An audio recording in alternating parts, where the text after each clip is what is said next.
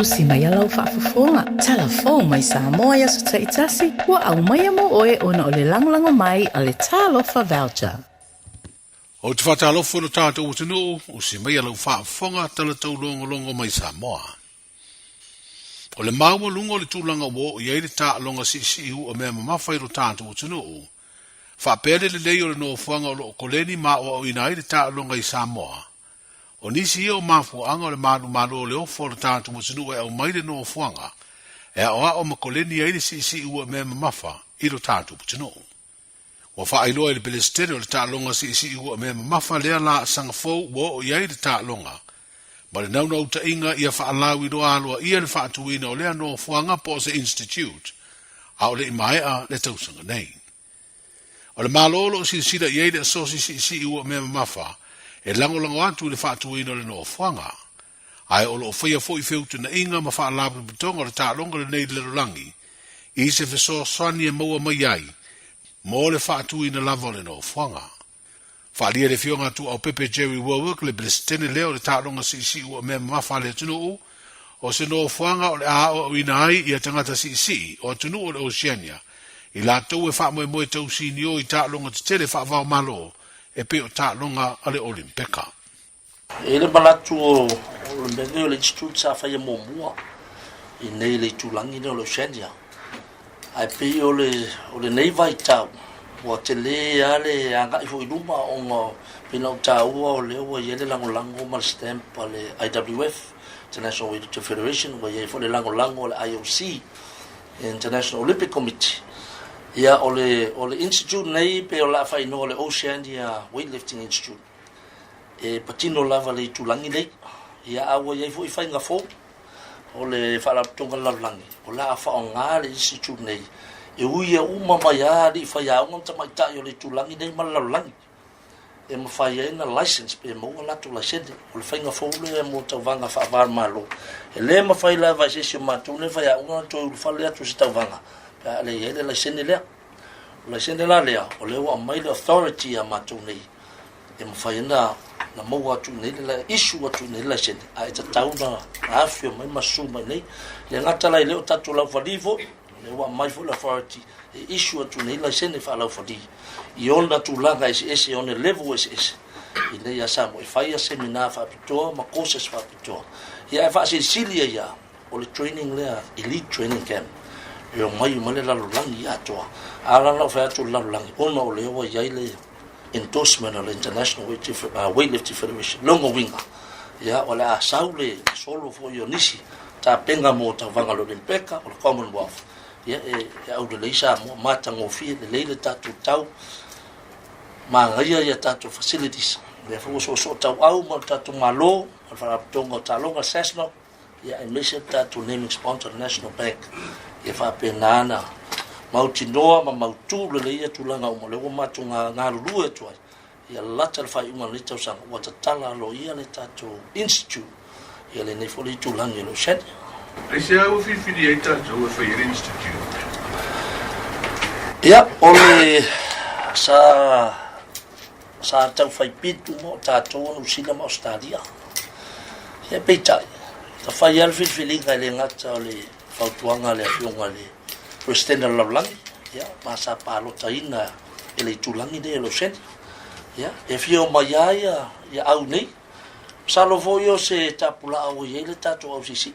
I nei foi vai tau vanga whaavara malo le maua luka le tapula e o iei o tō tele foi o tunu sa I nei foi le tausanga mai tausanga tua sa kolingi ia pe o le nganga o le o iei lango e fia toi o mai lava sa mua wan wha mua O whaasfuru iwa tausanga taluna o sia so tanga whaavara malo sa moa ma le tunu o seina ai o le tausanga nei wa atua iei le fitu sfuru lima tausanga Tālu na whaatuina le malo o tangata saina e peo na whaamanatu lo tātu o tanu I se sauninga na whaia I le maoto le ampasa o lea malo I Samoa. O le fionga le tamai te imin stau whaamasinonga, na vea masui o le pāle mia e mamoli se saunuanga whaafitai ma whaamanuia I foi I le aso whanau o lea malo. I lana saunuanga na whairo le sui pāle mia le fionga matamua vasati siri purufana, le whaaua I peo so tanga whaavau malo ma lea tanu. e pei ona whaawau i pia fiso swani le malo seina, i le ati na e lo tamau ainga o le malo Samoa. O ava no se kolesipio lo o ngai alo ma whanau le sinu i University to tono seina, o fiso swani le tu ya o onga ma le soifua malo loina, whapea le whaale le o ati na e tau whaato anga i Samoa, o nisi o vaenga o lo lango ma iai lea malo. O le whaamana tuina o le fitus fulima tau sanga o le malo o tangata seina, sa awai le fionga i lea o le malo, min sta o le kapeneta ma whaipura le palemene, ai maise o sui o isi malo o lo ngāru lue i lo tātu utinu. O suenga leo i le vevesi anisi o whanau wa onga le no whanga whaatalipasi i Savalalo, i le amatanga o le vā yaso wa mōri ai nei whanau wa onga i to lima. Wa whailoa le komisino leo lea taunu unga o suenga i se lipoti, ma ia whailoa i fo i o le asolua, na wheroa i ai leo masui o pūlenga o ia kolisi e lua. O se wheroa inga sa talanoa i nai nisi o wala i tausi ai le file mū, ma tau fi ai le toe alia ni mai o ia vevesi, o na fōringa mai o tau mawhainga sa iai mua ina ia tau fi ai le whemisa ai o whanau wa onga, ele o ngā. O whailoa i fo i le komisina ia au o paulongo i tino Filipo i le lipoti le Samoa Observer, se atunga lungo le aingo se tama onga na whaamanu alia i lea vevesi, ona o le saralau i lungo le api o fōringa o se tala ua whano le ola o lea tamaititi, ai le sao lea whaasalaunga. Wa lipotia i nei le whanga solo tā penanga tautu la whono i se fuafuanga i au mai i Samoa, le au au nanga le kompani o le Starlink, le au fuafua e maua ini viso ta inga wha teknolosi, e peo le interneti i se tau ngofie. O le teimi nei o kompani telefoni whiawea i o le Digicel ma le Vodafone, o lo o foina viso ta inga nei le tunu, ai talua i nei na wha ilo ai le ofisio le pule whatonu po le regulator le malo, le iai o nisi ua latu o meia satelite mawai viso ta inga le kompani o le Starlink, le mafua anga le fia mawai le pule whatonu ia masini, e avatu e siaki ma le stala wha le tu la fono mo le wha o ngā ina i Samoa. O le ala ua wha iloa le pule whatonu i se lipoti le whai o tā penanga mo le whatu ina o le Starlink i lo tātu utunu, i se whingalo le pule whatonu le fionga le matua ngisa fuatai Purcell, e tā ua le whatau vanga o tutongi e mawai viso ta inga, ina ia maua e tangata lau tere ni tutongi e tau ngofie mga whatia. O le tutongi e lo mawai nei viso ta inga i lo tātu utunu mai kompani e lo ofo ina ia tautua, e wha amao nia mua ele ofisa o le pule whatonu.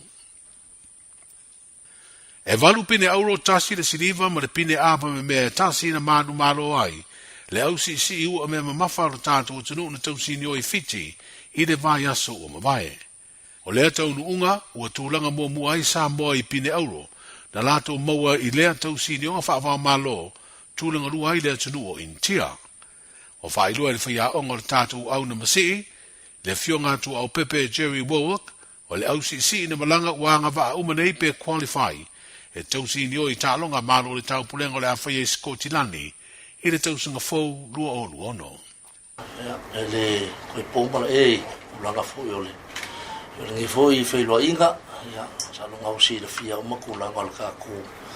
Au si i man kau mwhainga fo i ole malo kau pulenga po le Commonwealth Championships a whaia fiti, suva, i le vai aso tuatai. Ia o le nganga tonuna o le matu savadi. Ia o le wha leo o le nganga o le wha aftai.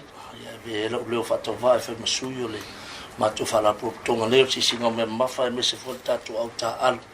Ia muri le nganga wha aftai le whionga le lipule ia pari i ma tatu National Bank. Ia le manatu o le tasi o le lua o lasi. Ia le lango mo tu mai o tau au o tatu bank. Teimi le lei ma teimi fo e wha le lei. Ia o lo malosi pe le tu mai o tatu bank e lango le tatu sosi. O mele i loa i fo i meo o bank e ile alofa. E alofa e tangata nuko Samoa. Ia o le wa lango a po le ar teimi pe le lei pe le anga. Ia e le o fo i lava le so swani mai o tatu. Ia le la e vele ne ia vanua le ne taiao mo le tuele nganga whafte tele. Ia la ufionga le dipule. Ia la ufionga pali. Ia me se fo tatu National Bank. Ia mal matu talo ia anga le leipe le tua fa foi loa la soifua la ufionga le pule ia me se foi le pulenga al tatu National Bank ia me se tatu bank atoa ia anga le tua fu fonga fo toe o le nei tausanga le whaia onga le au si ua me mawha le tunu una masi i ta longa le whaia i fiti le fionga tu au Pepe Cherry Warwick. O stasi o vaenga tā ua wa ave nei le tu alalo le au si ua me mafa le tunu i le malo. Sila ane i au fia le porkalame o tau i tupe, mo o tangata tā alo le tunu e manu malo le pine aulo. I tā longa whaavao malo e au fia i tā longa le Pasifika ma le Olimpeka. Tangata e manu malo i pine aulo i tā longa sa ili avanoa, mo tā longa malo le tā pulenga e peo tā longa le tau sini o ai i te tonu fiti. Tala nao le ne yaso, Soifua. E silia ma le se lau fala oloa i Samoa e mawhai ona whaanga i le talofa voucher mo whaatanga alu wa inga. E le atua lava se 5 milu te lafu antuai mai New Zealand, Australia, Amerika, mai si antunu. Ai tau nuu i telefoni maolo e whaanga le talofa voucher e whai e le whaatau. E mawhai fui ona tungi e tuai le cash power wha pēle pili o le vai iso o se taimi. Anga i loa i le www.pacific40.com e lafu ai se talofa voucher mo lo a inga i Samoa. Mo nisi whaamatalanga wala umai le olua tasi o Valu Tolu Tolu, Lua Lua Lua Tolu, po le info@pacific40.com.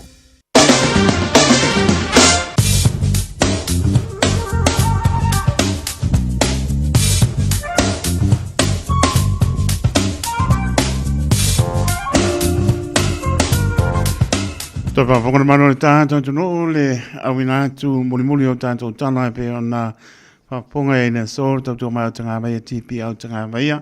Mo moi langa leo le nei moli no to Soifua tātou wona le aso a tai au.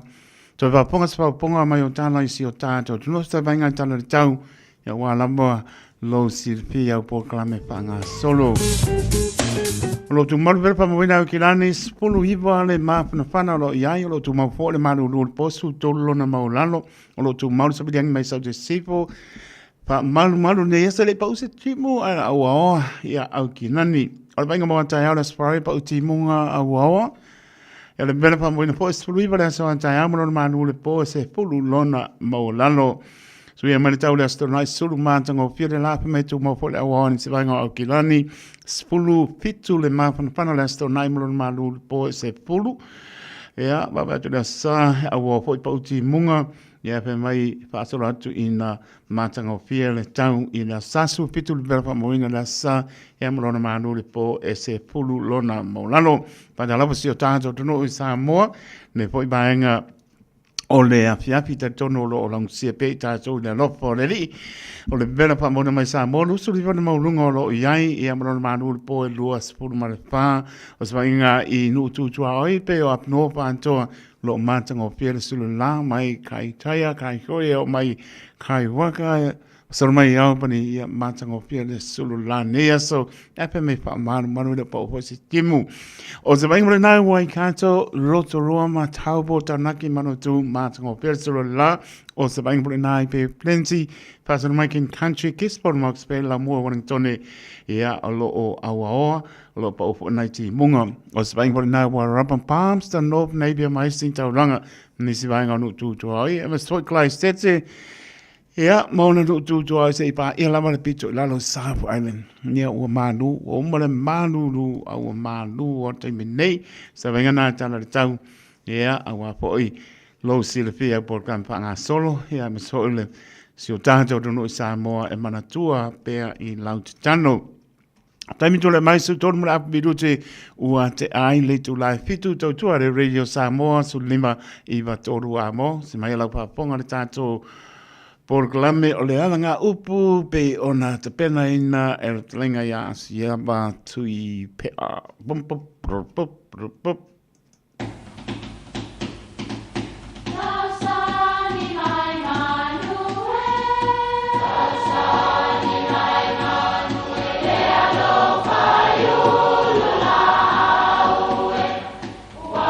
E o whanga manu i ululu o la au, awa e whawhanga i funga o la au. A o le tangata e whawhanga i upu matala. O le mawhileo o alanga upu mamuanga ngana Samoa maona whaapongai e a fua i lona si o mianga. O lona lea sao i le whaatufunganga o le iloa whaale aso mai le tautua se ia o ina pule. O alanga upu mamuanga ngana ua lantou mamanuina le tō whamanino a Samoa, mana tua fo'i, e tāo fitau muli le atunu. Ua longo le fua ma le pa'o. E masani on tātou whaalongo i le lafonga o le muanga ngana lea. ua longo le fua ma le pao, ese fo I lona mafuanga. Ae ua whapea mai le muanga ngana lea, ua longo le fua ma le pao. E whapea le tala o le tama o sa le vao malona tina o fulu ula le whanua. Na susunu ola e lea itu o uli a moa. Ona vala awai lea o le tina, pe iaini a itu o sa moa e alolo fatu e la vea isi ana tama. Whai mai a o seua itu nei o vave ma seali tu I ngā uta o sa sina. Na langona mai le leo fulu ula le whanua. Ma whaana nati mai loa ma sei ese mai le tamaititi mai le afi. Ai wauti ai lava lontina. O le tangi tele ma le wha umi o sa le vao. Na ave ai e itu nei o vave ma seali itu I samana. I tufu ngatai vai. Ma whai ai se fia ngatele e tau whaana ai sa le vao. Whai mai na matua whaatumulia I tangata e o lava I manu felelei na lofi ane I le malai. Na tu I fua uma ma wha lea wha taa milo. Ma ta taa wha lia lali. Ma taa lili le napo. O inae mawai le upu le nei. Ua longo le fua ma le pao. O lono winga ua lea fua ma taa lili whaalia. O upu e wha matalai se mea ua manaia I le wha longo. Po o le ai, ma ua tosina I ai lo tangata atoa. Ta fefe ua matua manaia tele le tautalanga le profesa. Ua sengia uma mauli o le au wha longo. Ma ua matua lo longo le fua ma le pao o no le fia malam.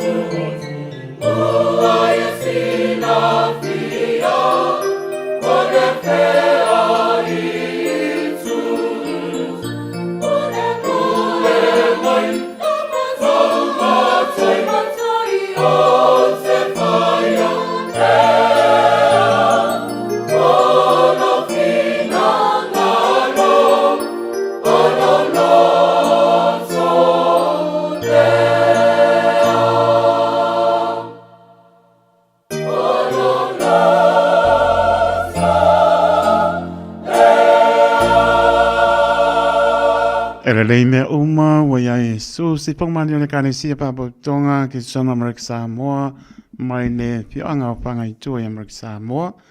Tātou patia i pēa, msanga vivi, tātou i le alofa o le atua, le aso o po ele lama le māsanga o fie, tau si mai o le li ilo tō soifua, i le ulufafo, ma le ulufale, tāpo inga le maro le atunu, lau penga le stofia le atua, ai alum whanau sa pia ngai maa ongo ngā nuenga tali tonu manuia mea le whaatasi mai o lo tātou tua, tu maupea i le atua lo na lama vi inga i le au noa, temi tūlai mai losu tasi, me no te o te aile to lai fitu tau tua re Radio Samoa su lima e va toru a mo le amno le mi ngao mo pa lo tau ai po lo pa ta lo fa tuai e mo rungo ta to no nei va ngore po la stofi los lono se te manu o lo fa pe lava ma puto ma lo le tunu au kilani manu tu au yo tunu ma so se mo tanga se mo to ma la so tu la to fa salanga ya mai se lama la pengar benga stofia le tu ro fa no manu ya wasa mo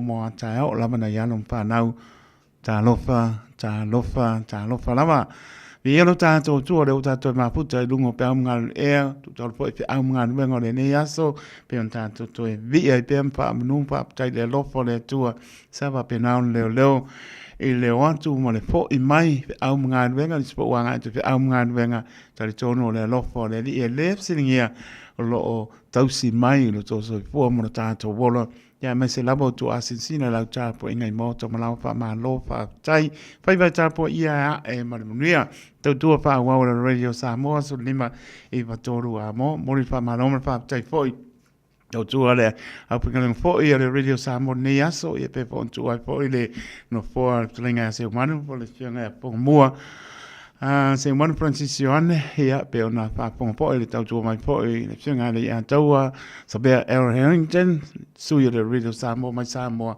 ia ma no fa tai mi fo le fo ia fo i monto malawa ne fo fia me fo i fianga le a taua Samoa sai fo mai pe do i manuia la to ona tato ma puta se pa ia fo ia se taimi o le nei po panga solo tato por clame o nai minute pona por fitu tala tato le no so for malo le tino tolu fitu ta se lima i vatori numera ya un ngano tato email on the air at radiosamoa.co.nz Facebook page madungo le YouTube channel ya mo le mala mai ya ba bai po le po nai tato fa silanga fio anga mala fanga pa tonga e ka le se manu o ngano o ne ngalo tani tu lai valor por kalame al fono pats mai po le o le sungar po mai dokta pa longo Christina pa longo lilo ya pa po malo le tru tan po ile tu langa po ya me se le o po le sir malo le tru le fono e o la to po tau tua e le so fu malo roina pe ona silipi ai po fa solo po le tato por kalame ya stai me le nei po ya fa i wai po le tau tua le ona ia malanga fa no lo mnia la pa sanga sa mo pa mana tu malo le tru la to lungo ala ya o la ba fa nga ina telefoni io e le number sound le mo to malawa ya ai te fo wa skingi mana fia pe o na le lava tau pa mana tu pe ma tu la lo atu ma longo po ile ina to pa ia mo to manu ai le pa to nuina ele Radio Samoa to pa ia mo to manu mo tato o malava mo le saunga le mo so i fo e lungo alanga i mo to malawa to tai le a silon to tai Yesu yo to sa fa to no ina i mo to malawa ta o le mo le pasia ia mo ni ia tuli lo sao ia pe na te le o silfia le kama kau mana male pe o le anto inga tangata o mai le ako ia pa yo mai swa ba tu lo ngana ia kama ngai o mai fa sa o mori lang me maka kai mu ya le tu dia tu le sa o ta o lan me mata mo ia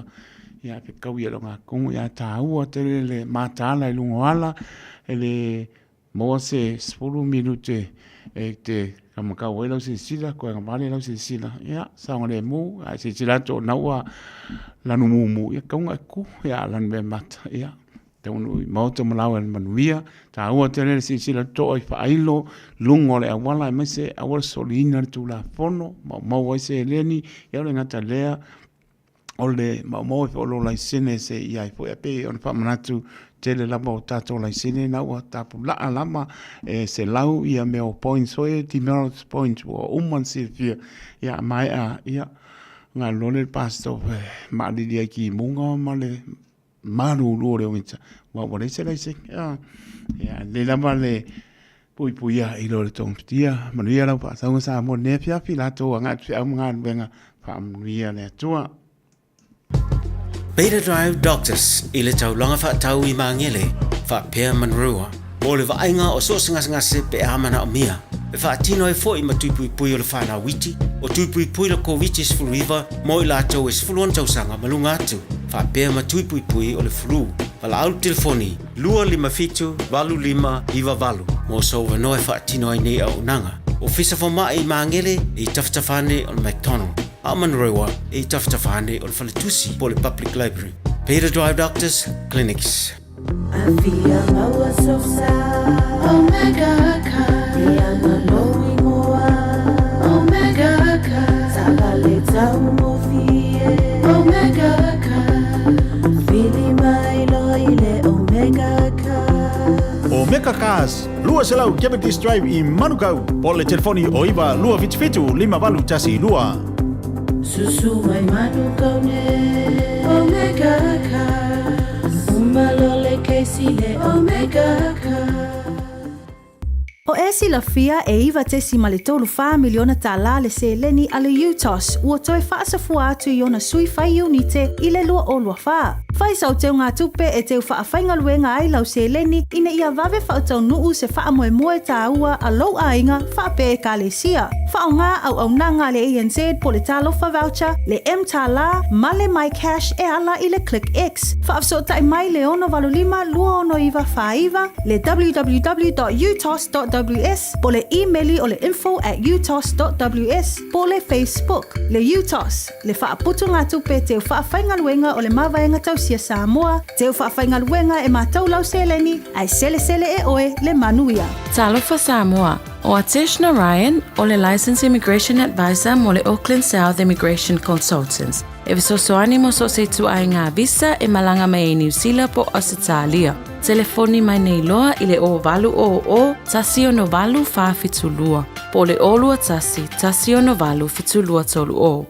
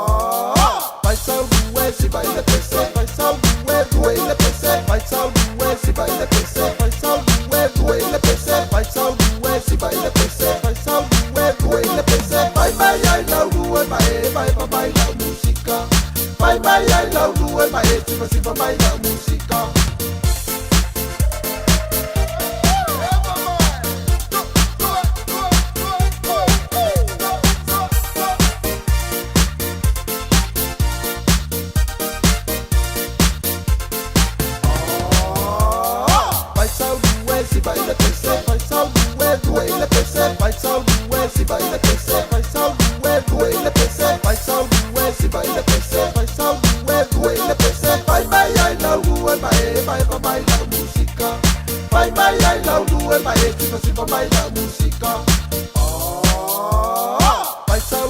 si baila pese, vai sau due, due le pese, vai sau due, si baila pese, vai sau due, due le pese, vai sau due, si baila pese, vai sau due, due le pese, vai vai ai lau due, vai vai lau musica, vai vai ai lau due, vai vai lau musica.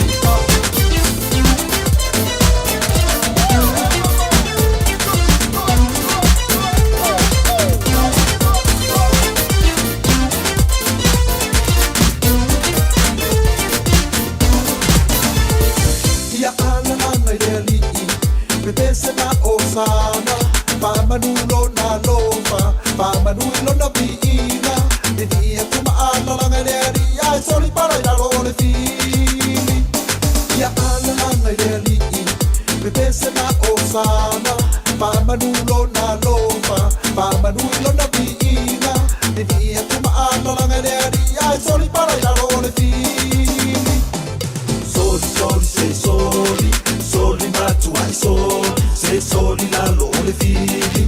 Soli soli se soli, tu ai soli soli se soli. Soli matu ai soli, tu ai soli soli se soli. Tu ai soli la le fili.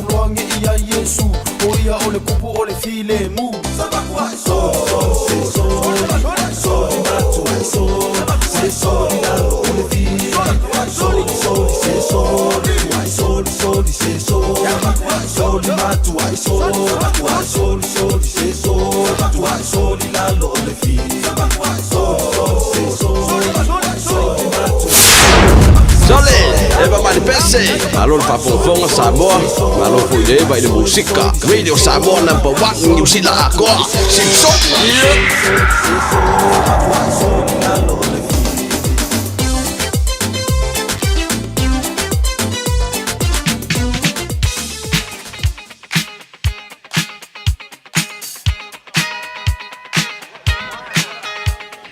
Rom tala tu tato laina manangang whanau sa mora tunu pere tolu pitu tasi lima I vatolo no mera. From the also for manu tato tunu tato I many on the air at radiosamoa.co.nz Facebook page malungole YouTube channel mo le whamanoa ya mo pon pa I dot point leo also for manu tato tunu. Ai pantalapatu Tina Matua ya Elisabetta Alofi Po kano fai Tina pantalapatu tautua de Radio Samoa ya ore Tina Matua mai Australia asia tupo ya inga ya Australia ya le maua lo e mai mo mai pa ponga mai tautua de Radio Samoa Elisabetta Alofi Po lo patene atu amnia po le opea ya tuno e mau ya mnitsa malo le tuno kisa sole fai sina leo ya mano lava leva mai paptai a mossa ya ole na ya mano le soifua talo balaba soifua manuia taito mano le on sai mai morta banoa ia fa sai tele lava molo o banoa ia ola fa anga ma fa manianga mole atali ya miskupa yeste o ia le o ma weekends Australia ia o le aso aso fun maleono se tema wa atua mai yailo na luas fun malvali tstanga san ia afa e fa alongo mai ia olvi ingal fast style atua ina umfayon aya lia mai le so lo luas fun malvali tstanga ia lo talo lava le atua ia fa foro pelo soifua a mai se lo wola lo malos ti tului fa pena senga e mangal wenga le atua na tua le lalolangi ia famnia nga le atua ia ti oya walta single fa now ya me senga luenga le tua pe to nga lue me le nai tu I olo fa anga na fa amanianga e vasi nei o kilani ni sila yo uso ya side masale na yo tua fa fina ya amenda mai rai ya ai afe ma felo tinale lungo il telefono le tu famile tua lo wasto ifua basta tele tai to molo wa no manuele afiasi pena poi le tu mo poi mano longo le po fa so ifua ya dai lava so ifua ya so ifua na e no tato laina nga pa We gon' celebrate and have a good time. It's time to come together. It's up to you. What's your pleasure? Everyone around the world, come on!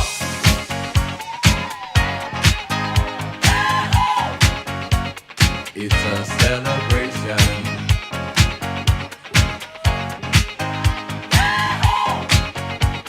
It's a celebration. Celebrate good times. Come on. Let's celebrate. Come on now. Na no tato laina se I vai poi stato I meli Facebook page malungole YouTube channel ya fai wa mai ya sa ni vo stato pese famni aso for malule tunu. It's all right. We're gonna have a good time tonight. Let's celebrate. It's all right, baby. We're gonna have a good time tonight. Let's celebrate. It's all right. We're gonna have a good time tonight. Let's celebrate. Tato no lewa mai tato aso fua ya bel pata wa le ona pa mafonga ta moli polenga le Radio Samoa. Ya, familia so for manu le tenu ita matina o so ma tu pa pita sala manai pana weti o to umala man pa blia to was so for le so ang leleli to pa popo nisi to sang stele so for mo lai tanto mana tu pe ya be pe tanto e fa ya lon finalo mi tele to was so for happy birthday to you all si pong mani se wo ya so felice mi kale pa mangano taito wole se ko me alo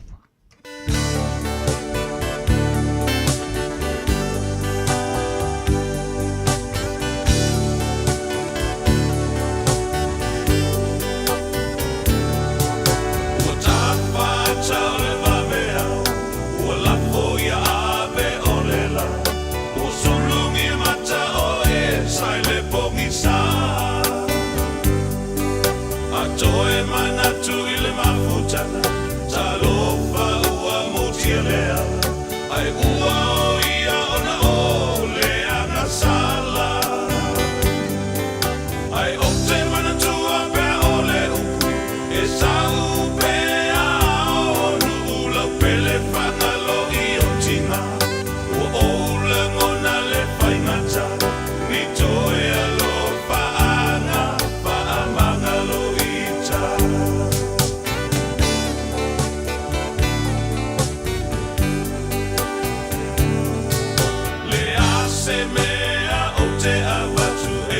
sui ai o manatu Paulea o te upu malu mai lo ufatu Ua o voi mai le lalo langi Ma ona vai ngā matalasi O me mawai o ai ale matangi E lehi mawai se alofa moni Na ona o latai i se honi Lau pele pulsi mai aita Le mawhana whana o nai o lima Ni toe alofa anga Wha mangalo ita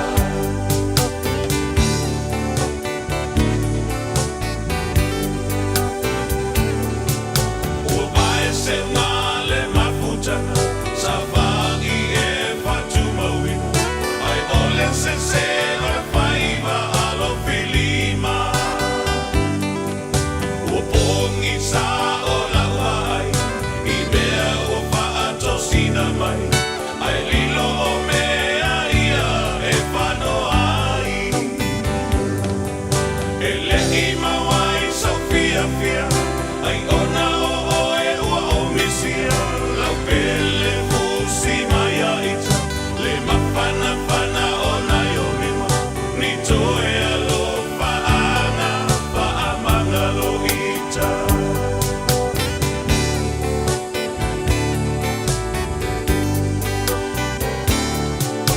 Ua oulangona le mawhatia Ni upu a mamasangia Le ipu ai ua masai le toi utopia Ne ia mea ma mea mamafa Le va ai ngā atangata Va ai i matanae e o o tafa Tapia mafuta pema oe Ini aso o totoe La pele fusi mai aita Le mawhana whana o nai o lima Ni toe alo whaanga Wha mangalo ita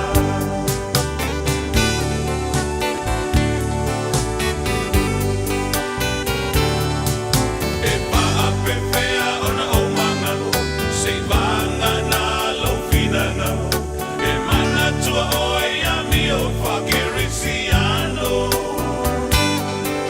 Angia e whaamangalo atu E whaamangalo ina mai Le tusipa ia ua e masani ai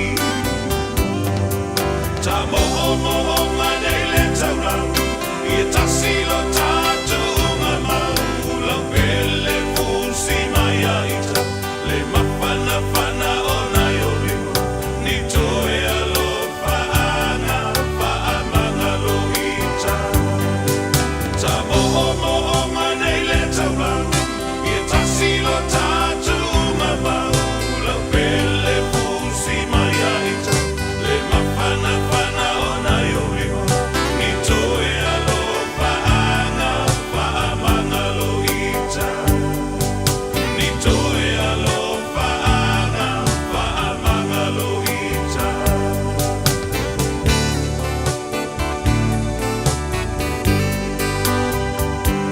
Talaflava o David Tua le nei o e whaafonga mai pēi le Radio Samoa tasi lima I watolu a mo Samoa I amanuia le nei aso.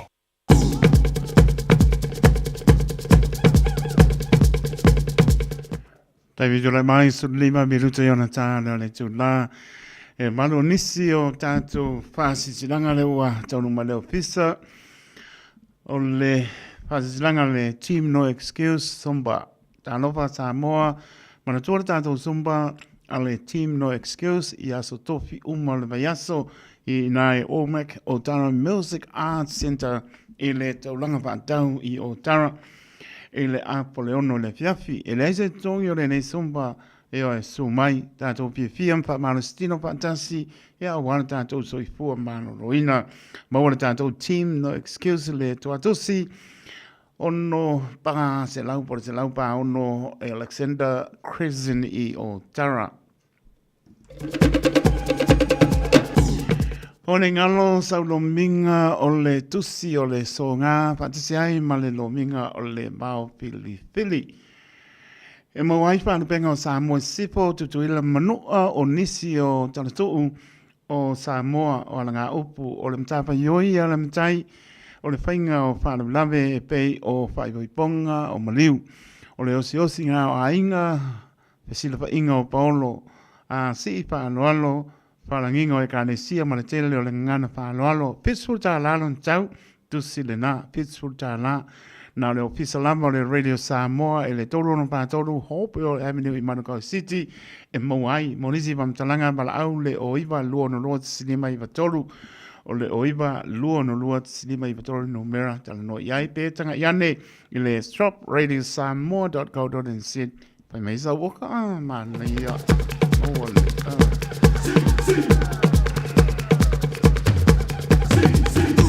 Tama whanau a sau tulau sa moa lau whapunganga ai i le awa ma le whanoalo ma tau te tano tuai i le paia ma le mamalu o tama whanau ea maalo lo tātou nuu o a sau o lo a fio ma papa au i New Zealand nei pa ia lama lea i a wane a fio a inga ia ma le malu i a salawhai pa pea o le a whai o tātou ma tanga i le asto na i nei la salosu wano se tema i le mauta o tufunga Solomona a tu tau i le tuatusi o le numera tolulua Rapson Road i Otara i le tu la tasi i le aoli wha moe moe ia ua lama le wha maupopoina o tama whanau ia maise le ati na eina o tātou mautanga mo lumnai o le atano i nai fo i nisi o mta upu ua uma on tapena mo mori atu lo tau soifua i le aso tau poina i le alofa maleanga le leo le atua.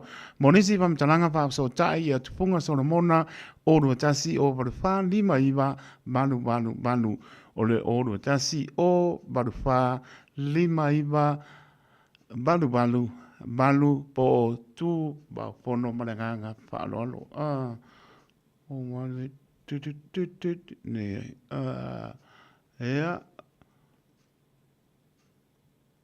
tu va fono manu le oro lua tasi ono iba lua tasi manu lua oro lua tasi ono iba lua tasi manu lua whaaptai o le tumalo si umu ua malamba nei i ulungalu maufitia i le vaai i le malu o le tapuitea ua ta otofoi le atanta mai le tula pasa ia whaatu lima i au pa ia Samoa i au tero nei. Tai nane pa ia whaale atua i so se pata tulo tero lava. Whapito au ngapa ia se bala au pa anualo mo le nei tu malo se umu. Mai mani noa se ia o atu i sa anga o nai o tātou paolo foi ia mangapa tātou te manuai e a fio mai. E le laua o tuu a tula pai o lo ile aso to na nei na solusu valo se tema le tu la fa ile apiapi to atosi o le numero sulima Emery Avenue i Mangele pe o natasi ai to fa ma le fa tu tanga se ia toe sila ma fa ma tu ta penanga uma mo no tanto fa moe ile masina fo o lo o tu toe pea leisi vai aso mo tatou to ese anu upo te poto ai tele popo e vanu tu lo ia ole na ole tau musu fo ilea ole ta no ia morisi pam talanga pa so taile o fitu luo no iva fitu fa luo ono ole o fitu luo no iva fitu fa luo ono pa tai sainia to fa ono tu pola lafi a i tu la aswao sio fa longo o tai levi tusa lua toloa ta vita sua tu tana epa a tula pou ono mole tu malo ea malenganga fa alo alom tampanau uma o le fianga o mangiangi fa sila atu malenganga fa alo yalom tampanau uma o le fianga o mangiangi o lo alalam papa au ilusi nei o lo fatino la tanto mautanga e le asolusu valo se tema la sto na i nei i le tula e lua i le awauli. O le manatu, o le atatou a waifatasi i le aso. O le naunau ta inga lava ina ia maopopo a tatou fuafuanga mo le fio mai o le tama o le malo, tama le malo. o se tama whanau o tātou nuu, le fionga ia lautimu ia fua ua lese wa ai. E whai ala tātou maptanga i le malu awa strede i Otahu Rugby Club Hall, o le asau nia fo'i le tau maptanga mo lea pa moe tāua. Mo risi pamtalanga pa so tai mare numera o lua tasi lua nono tolu lua o le o lua tasi lua nono tolu lua o po le o lua tasi lua marfitu o lua o lua tasi lua marfitu o lua ma le whaaloalo whapetai. Tapa whanau a vaiala, mo alum tam whanau le whianga vaiala wha mole e whamanatu atu le tātou whātasinga i le monta o maunga a langa puaina a tisen i le tuatusi tasi o Iwa Hills Crescent Road i Pāp Toitoe i le tu la e tasi i le ori mole. Whamanatu atu fo i le tātou restala ia e meise nisi o tā penanga e pei o na ioeina. Monisi pamtalanga pa so ta e telefoni o ruatasi baru lima o tolu fa o ono o le o ruatasi baru lima o tolu fa o ono po le o ruatasi tolu lima fitu ono ono tasi o le o ruatasi tolu lima fitu ono ono tasi po le o ruatasi lua iwa lima balu iwa lima o le o ruatasi lua iwa lima balu iwa lima pa tai sai nia a penuula ma ilo nuu mai la au ma loalo. Maptanga so fatasi pai pe au Samoa au kilani. Tulona ia upa ia Samoa o le au mamala ai pasisi la atu ma le nganga pa alo i le mamalu o le maptanga so fatasi pai pe au Samoa au kilani. O le awhai le tātou fontanga i le astofi nei ia o ngā ngi ia o lusu rono se tema i le afara boi paspingo. Ia la pa umaku apar suru tau le mo moe tau monta pono masani el monta Samoa mangele wala au pa na ronto fo inisi o le au pangalu pa ia ne tua o lo fia awai ele nei maptanga ia su mai matana mai au tato nuti mea pantasi ia wa lama se manuio tato tangata Samoa i nei i lau panua o to a fio tato mawai paptai lau le maptanga so watase pai au Samoa i au kilani ni sila. Maptanga alo matama whanau sane lua i whanau lili. E talo atu ma le whanau alo o le ato e whai le tātou whelo inga i le asto na nei lua spulu walu o se tema i le tu la e spulu lua i le aoli. Nea spulu lua i le aoli e le no fuanga masani manatua mai tātou restala tolu spulu tāla monisi pamtalanga papso tai le oro pitu lolo iwa pata stolu o le oro pitu lolo iwa pata stolu pa petai te le lama sainia le tai fono male lau ia o le na o le isi o uma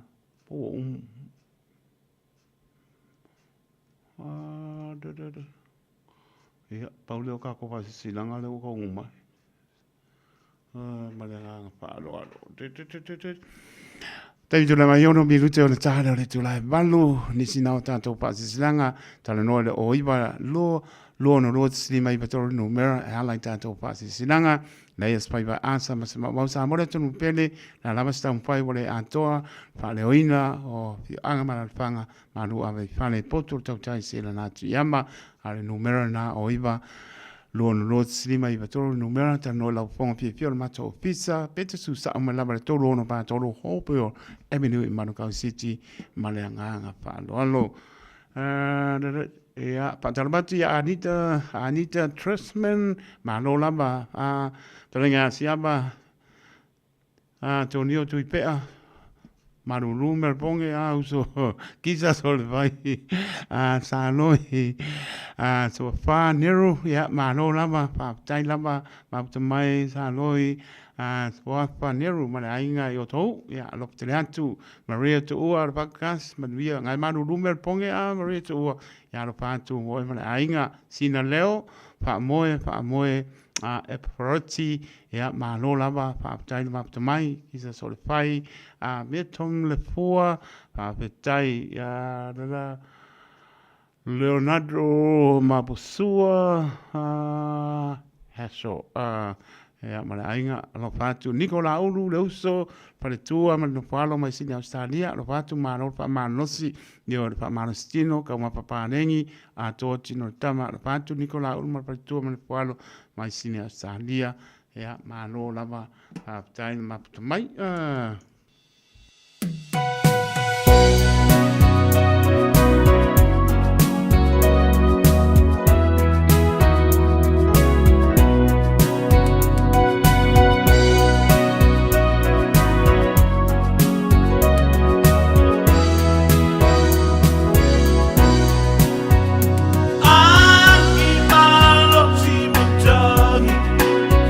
Oh,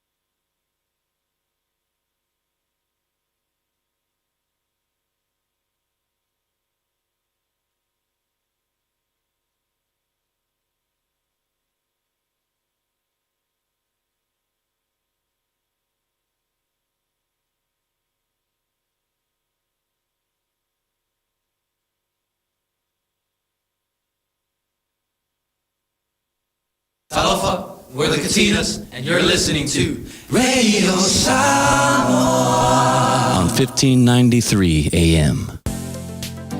Masala ua e vaai I fale fo mai, po o taa vale ale fono ma e whape ane, ua nao au nanga tau soifua malolo ina, ma nifo mātau te whaia. E tele le fesosoani e maua ia mātau. Fesosoani mo le ola manuia o le mawhauwhau. Polo kalame e tau fia ai le tau mawhatapaa. Fesosoani mo tina ma pepe. Fesosoani mo whaia o siaki I le fale mai. Fesosoani mo sauwanga I a inga. Fesosoani mo whanau ua hiu ma le aonga. Mo nisi whamatalanga, tanga I ane I lupenga ta whailangi www.tafono.org. Pe vala au le o valu selau, fono for you. O valu selau, tolu ono whavalu. O se tala fiafia nei Samoa, wei nei se tautua ma se unanga family noto mai le kampani o le City Car tua tusi tasi dua lua Lincoln Road Henderson. Te maua iai le tele o tawa la poa band e o foi tatu tawa le laiti. Tania foi la tau wha le tonu tongi e talafo mo le tatu cashback. A mantatu lima se lausi aga ia tu le lima afe tala. Fe so te mai ulungia Peter Perenanto le numera o lua tasi o walewalu fitu lua fitu lua. Pe amanau mia se tawa le fau molo ainga I le tau malulu. City Car.nz. Ele ai se totongi o au nanga ale mapumaya mo ainga e mo omia le fisosoani. I au nanga ale soifua maloloina ma fale e nonofo ai. E mawhai o na whaafsotai e le mapumaya ia au nanga. E fisosoani foi le mapumaya pe a mo omia se whaamama avenga. I tau mafa mo taimi whaingata. Ma whaalave whaafua sei pe a mo omia. Whaafisotai loa le mapumaya I le telefoni o valuselau. Lua tasi, lua. Mai le afa le valu de tai au I le lima I le afiafi. Malo soifua, o le si fufonga Samoa, Radio Samoa, tasi lima I vatolu a mo. Se kia Radio Samoa.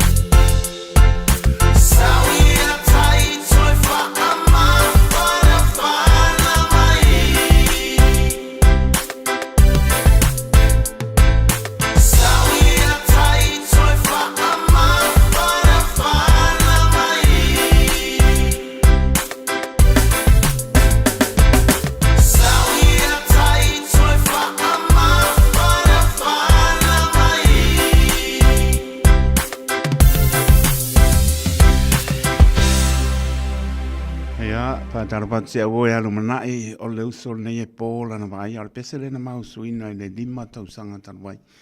O kene wala au mai nea pia taito, o e mangkora ka pese ai ua le koe mangaku ka pese ngā mapu ia taito e whaamawhana. E makau kia pai ngā alu manai lo whātu ngō loi sa mua ma whatua le ngalo e, ui lawana pōle. Lau ai, ia o tā leni o fua i le tua ia oi, whaaptaina se si mai nea pia o ka pese ngā.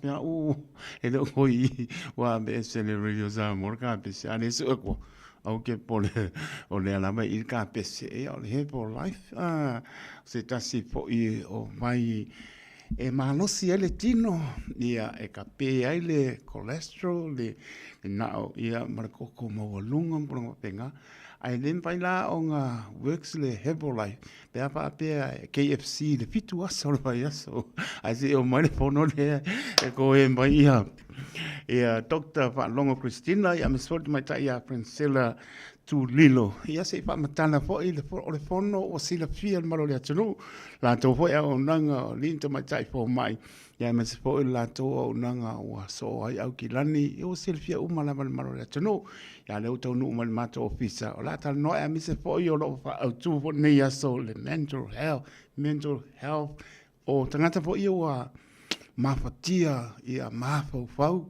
ia o le lo po le ase vai fo e mawhai ona iai, ia o mea poelele ua owa le popole, ia taritonu, e leo toi au ngala, e le papela, a whare tonu ni mawhaupaunga, e aru le, e ingu le pia, ia ma take trucks, ia o tulanga pena, e a boi tila e tātou tulanga pena, a la sila fia tili, pe a whamatala mai, e fo mai o taunu mai, ia, fo rovan patala patu, ne poi baenga le piafi, welcome on my program tonight, Dr. Longo Christina, I'm supposed to my Princella to Leo. Yeah, my Lola was it's really cold day today, even the evenings, really cold. I think I feel like to go back to the paradise in Samoa. Beautiful island, Malo. Yeah, Patarabatu Nangang Panon. Yeah, Fatai Lava, yeah. Ma lo le soifua manuia I lau susunga lea o taito po lau susunga fo I le ali I whaasala lau. Ai. Ia whaatalofa fo I atu I le paia ma le mamalu. Tātou au whaafofonga I le nei afi. Ia ma lo lava le soifua. Ia. Whawhetai fo I mo le awanoa, hua mawhai ai ona mao mai e whai ai se whaamatalanga la ititi. E winga I le nei mata upu o le soifua malolo ina o le mawhauwhau. Ia lama. Po o le mental health, po o le mental well-being fo I. Ai me se o le nei vai aso o le Mental Health Awareness Week. Yeah, that's right. Ai mua le whaamalia atu fo I le au whaafofonga I le nei teimi o ma ua e le tele le whaasa moa lona winga o le a tele I le whaaperitania le mātala noanga I le nei afi. So I guess just a little bit about myself o lo ingoa o whaalongo Christina whaalongo Lilo.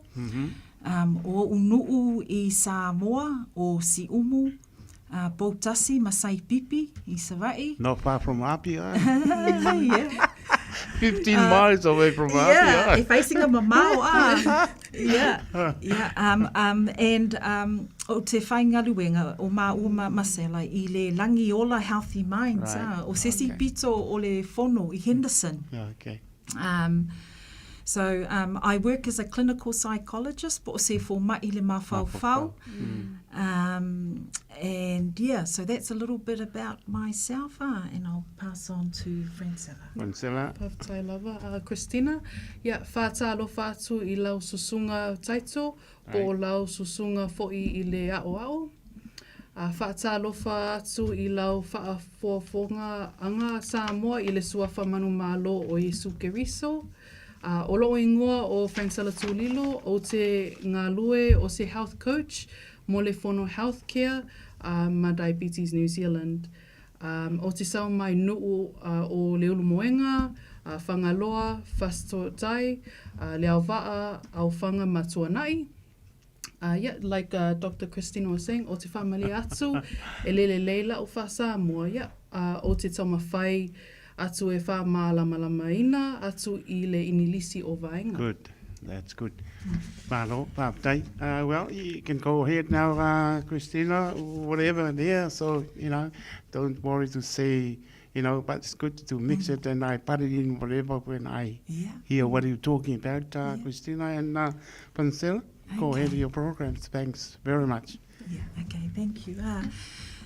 So as we mentioned, I le amakanga, o le ngei vai aso, o le vai aso, o le Mental Health Awareness Week. Right. And sometimes when people talk about mental health, straight away e whaapea o le mental health, o le mental illness. Yeah. But o le mele o le mental health, what we're really talking about is mental health is for everyone. Right. It applies to everyone, and it's like physical health. Le mental health le kangaka. Then there's good health all round, including physical health. Right. So le mental health le kangaka. We get better physical health. We also are better at solving whaawhikauli I le olanga, because that's le olanga. O le olanga e fia le kangaka, but also it's we face struggles and challenges in life. So good mental well-being is about creating resiliency too, so that we can solve our problems. When times there are challenges. Mental health also means that we're happy, we're confident, fia I le olanga, e le lei fo'i va, with our families, our husbands and wives, and with our work colleagues. So mental health's a really important thing. Yeah. Just to add on to what Dr. Christina was saying, so isi kangaka, they think ole mental health peleanga le olu. Yeah, that's right. That's what we normally think. But some people, they look down to them. Yeah, exactly. Yeah, it's like oe laila leanga le ulu, but really it can happen to anybody. It's something as simple as ole mea le stress. Right. Ole popole fua. Yeah. So that's just to add on to what Dr. Christina was saying. So, yeah. Yeah, and so just adding to what Sela has mentioned, a question that sometimes people ask is what's not good mental health or mental well-being.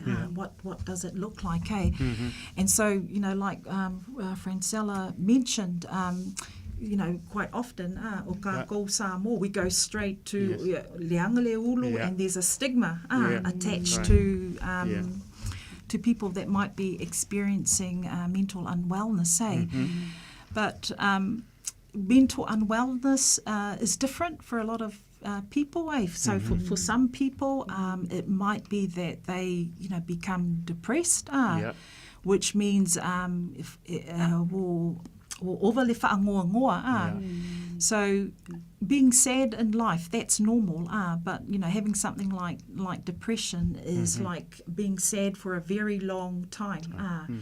So some of the things that can happen to someone that is experiencing depression, they might feel very sad, they might also keep to themselves. If I le mō ma le tautala Don't I isi. For other people, e le mawhai ngā moe, e le mawhai fo'i ngā ai, o ova le ai fo'i, for other people. For some people, e oso le ika, wo ke I lava, wo akili le ika. So it's different things for different people. There's also something called anxiety. Be wo ova le popole. So it's normal to feel worry. It's part of life. But the problem happens be popole vale. Anxiety. So sleeping problems, problems not being able to concentrate. E le lava le mālosi, e le love, tired I kaimi uma, le lava I kaimi uma. So these are Not some of happy the all things. the time. Yeah. And if you fear or Yeah, it's fear, very fear. sad. He looks sad every day. You look at his face or her face, you know, it looks sad. You know, Yes, depressing, worrying. Or populi. Mega carry the pressure. Nana mo me tu langa na. Yeah, I miss say o lea po I mama ai tato ia lea wa sauno po o lua Christina ma oi foi Princella. Ile tulang po nile, but I don't like the people underestimate or look down to them. You know, I think try to encourage them, make him happy or make her happy. Try to solve the problems. Don't want to put more pressure on the person. But really good to hear what you're talking about, Christina. Even Princella, thank you. Go ahead, but. And what's you know, you suggesting, what's a good idea, try to sort out the problems for mental health or well-being? Yeah. You guys, you know, try to sort it out or look beyond that. What's beyond that? Yeah, thank you, Taito. So, you know, maybe a good place to, I guess, start is what not to do. Because quite often, when we're feeling stressed or lonely or whaangongoa or ika or whatever the problem is, we turn to things that can sometimes e akili ai le problem. So ole ingu ava. You know, sometimes, you know, some of us, you know, we get stressed. Ingu le pia or le wainga. Sort out the problems. Or to take the problems away, even if it's just for a little bit. So sometimes people will know the problem won't go away, but they just need a little bit of time to forget the problems. But the problems come back after you've had, drink, So it could be overling or ava, it could be drugs. Worse, getting worse. Fuala au fa'asaina. For some people, it could be gambling, or le omi. E akili ai, le whawhika. Getting body konguma po. Te alusil kupe. E akili ai le pressure. Yeah, and so for some people it might be smoking. Ula. It could be even some people, they isolate themselves, so ele fiatala noa la ko I sesi. And then like what Dr. Christina was saying about ova le tau sami me ai le tala whengai. Or even, you know, ova le whamalo stino, so some people they over exercise as well. Can be another way. Is there anything you want to add? And then for some people, they might also do something like self-harm. So ole whaaleanga ina o ia lava. So when people feel stress, these are some of the ways that they can do to ave ese le stress, but e akili ai. So we're, you know, one I guess approach that might be useful to kind of consider e ai le model lea e ngoa le whono whale model.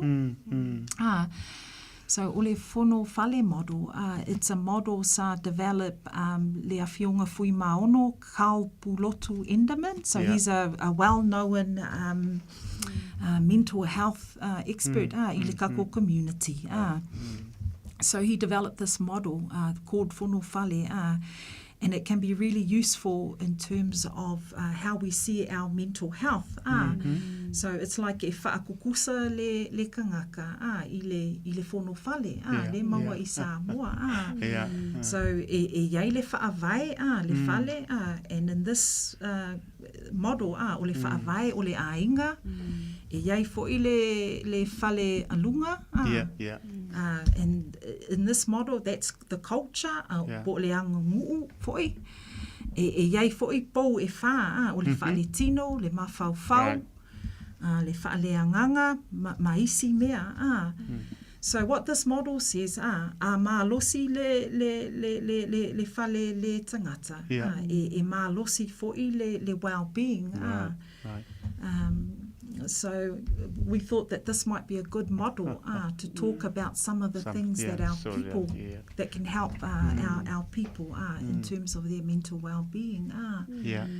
So as I said before, o le whaavai, o le ainga, o le foundation, le ngā. So, you know, maybe some of the things that can help,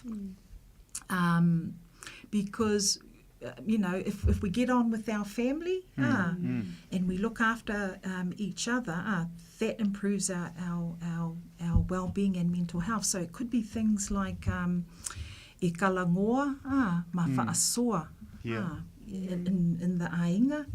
The other thing is spending time with our children. That's right. Ai mai se lava le keimiri ngei, it seems like e wopisi kele kangaka. So there's a lot of things. But if you can spend a little bit of time with, you know, like your young people, and it could be, you know, at dinner, even if it's just once a week, sit down as a family. Together. Enjoy the dinner. I think that's a good idea. That's a very good idea. And talk, how's your day? Wā mai le aso. It could even be when you're going in the car and you're dropping your kids at school. Ask how they are. How's their day been? Yes. Older people as well, because e se lava le life nge New Zealand, e se mai Samoa. In Samoa, a lot of our older people you know, e asi mai kangaka, but o i New Zealand, a lot of our older people are isolated i le fale. E le ai nisi e kalangoa ai. Lonely. E lonely. And just to add on to what Dr. Christina was saying is, it's that loneliness, you know, especially with tangata matutua. You know, peo le langona whaesea. So e tele o taimia, like what Dr. Christina was saying was, e pisi ale o langa, and e si kai me alu kamaiki e whaingaluenga, e ngā o la kou le whale. You know, there's no one to kalangoa with until everyone gets home. So and a lot of the times, especially for kankamakua, they feel a bit of that loneliness, which can be hard as well. So it's really important, you know, in terms of our kangaka makukua, our mātua, that we find ways to connect them. Maybe, you know, groups at church. There's also groups that they can join i le community. That's right. That's but good. you know, just also remember, you know, to kalangoa to our take him or her in a big group and you know enjoy together. You know, that's only other thing to do it. You know, try to forget what he had. Mangai mai vele o kalangoa mai se foi oldies the mind ina ngofo fane pe ona ta wa e olua e o ta mai te ngāru rue onga pa e po le nofo na la to so no one talk to them pe wa lonely ai la ko ole po I pe ona we talking about mental health or well-being. I thought about commit suicide.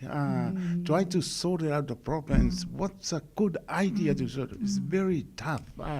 At the moment, we're talking about, but what are you going to sort out to commit suicide? Exactly the same. What we're talking about tonight. We try to think what's a good idea or encourage, do our encouragement, you know, every day. But it's very tough, Christina and Francero, you know, but pray hard. The man above. We ask the man above, please help us. Heal him. You know, it's really good. And I think, you know, just to add to that point, since you've raised it, this is why e ka ua kele, that we talk to each other in our families, because you know, a lot of people don't know what's happening to, Right. people in their family. It's so easy. Ai mai se lava le kaimilengi, wo iai le social media Yes. devices. Yeah. Be Easy to- everyone's on their own device. Yes, yes. Ai ele ai se kalangoa Yeah. with families. Yeah. You talk alone, eh? by Yeah. yourself. Yeah. Yeah, so it's important, for us to talk to our kids and also just to, let the people know in our lives that we're there, that they can talk to about anything. Yes, that's right. Yeah. And yes. So every day at your work, how you talking about this sort of disease, or it's very hard to try to sort it out. Doctors, nurses, try hard and studying, but I don't know. I don't know. Their mental health or well-being is very tough. The time is, I'm very sad as well when I look at the person, can't talk. It look crumpy, it look crumpy, very sad every day. But I try to go close and encourage him or her, some sweet words. Don't try to make angry or anything. Otherwise, help them. Don't put more pressure on them. Yeah. I mean, those are really good points, Taito. But just in terms of like the self-harm, if any of our, our listeners are listening, you can contact, there are contact numbers that you can contact if you, if someone in your family, you're worried about them, Yes, and you're worried about your their mental health, yeah. Don't leave it. There's help and support out That's there. right, yep. And, one of the best places to go first is your GP. That's right. So go Yeah, and see doctor. your doctor if you're worried, That's right. about a family member, See the because way- then they can Best way, they can make referrals. But if there are kind of like imminent risk, if you're really popole that Yeah. there's something that's going to happen, Yeah. then and like the GP is tomorrow or next Yep. week that you see, we have numbers that you can ring, like the crisis That's team right. number. And also the police, if there's, Yep. if you're really worried about someone being at harm. That's right.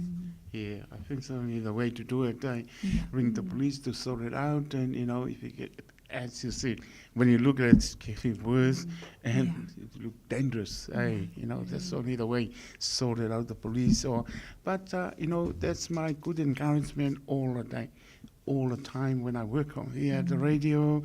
See the doctor. If you're unbalanced, don't celebrate it like a dummy. and straight to the doctor, straight or to even the straight doctor. to the hospital. And don't leave it. That's Because right. I think Live too long. Yeah. You never know what's going to happen. We have to, and this is what you were saying before, Taito, if there's a whaafika uli, That's right. try and solve it Yes, earlier. Aua yes. le ku'u because ku'u le whaafika uli. Then it gets more and more severe. So yeah. I think it's the Dr. Ridley Wright. Yeah, say hello. It's a good program to say thank you, Ridley or Ridley Wright. Enjoy your evening. I thought you come with them tonight, but good to see you on Facebook. Have a great night. Yes. Yeah. I think she's waiting for the KFC for you guys. It's even worse. More KFC and you're gonna mental health or world. If you eat the KFC 7 days a week, that's very bad. Very bad. Oh, that's good, Christina. Good to see you guys tonight. And we're speaking and we're talking about good encouragement for our community, even our oldies. Listen to us. It's a good program. Good to your understanding, and you aware for your future, because you don't know what's going to happen in the next 2-3 minutes. But you aware and steady, But when I say, Christina, don't worry. It's easy to say, don't worry, but it's hard. It's very hard for you. Even if they say, don't worry, you just stay calm. But it's very tough. You say, you're always worrying, right? But I try to make you happy. Sing a song. Try to do something else, try to get rid of your brain, but that's a good idea. That's a good point. Sometimes when you are worried or stressed, one of the strategies is yes. Like a distraction. So it could be, like a worship music for some of our people. Very the spiritual nice. is really Very important. Nice. Yes, very nice. And then isi ka laika kalo, so just making sure that they it takes off from the problems and they can focus on their akua. Very good, very good. Pray every day, sing a hymns or gospel group or whatever. Join them. When you see a gospel group, join them. Join them, sing together, worship the Lord, and you try to get rid of what's in your brain. Don't keep too much pressure on you. When you sit there, can't talk. I don't want to talk to Taito. And I love and I say, stay calm, mate. Just relax. Just relax. It's not the end of the world. It's not the end of the world, Do something else. And, well, I leave it to you. We come to the end, of our program, and whatever you want to talk about tonight, try to finish our program. Thank you so much. Thanks again, Christina and Pancero. Got a coffee downstairs. When you walk down, help yourselves our kitchen. So I love it. I love it. So do you guys stay around here, locals, or you're West Auckland? I'm Central Auckland, Point Chevalier. Oh, yeah, up on Severa Road or Great North Road? Yeah, Point Chev near the zoo. Oh, we're all the big men. Oh, no. You're not far from Motion Road, eh? Yeah, nah. That's right. So you're a very lucky girl. I wish I stayed there, not far from the zoo. I walk there and training together, try to get whatever, brain every day. Make them happy and you're happy too. Yes, because the physical health, and we didn't touch on, but if you, do the exercise, you eat well, that helps with mental health too. So That's right. Sarah, I just go back, whatever you said, do you think when you train hard in the gym, is that, do you think it's no good for your health or whatever? With the gym, I mean, it's good to if I live on malostino, but good. It's not not overdo it. Overtraining. So it's just making sure that it is, it's like your body is safe. Okay, so doing a safe amount because then it can be hard on your body. Right. Because your body is not able to malolo. Need a rest. Too much in the heart. Yes, yeah. So so rest. So maloloina is just as good as malostino. Very good point. Well. I'm happy. Thank you. Well, I leave it to your last word before you go, please. Well, Christina and Francelo, thank you so much. Always appreciated you guys when you come on this radio. Always appreciated, and you're doing a good job for our community. Thanks again. Thank you. And we just wanted to also highlight the services like what you were saying, Taito, at the whono with Langiola, like Dr. Christina was saying with the healthy minds, or we have our foma'i, ile mawhauwhau.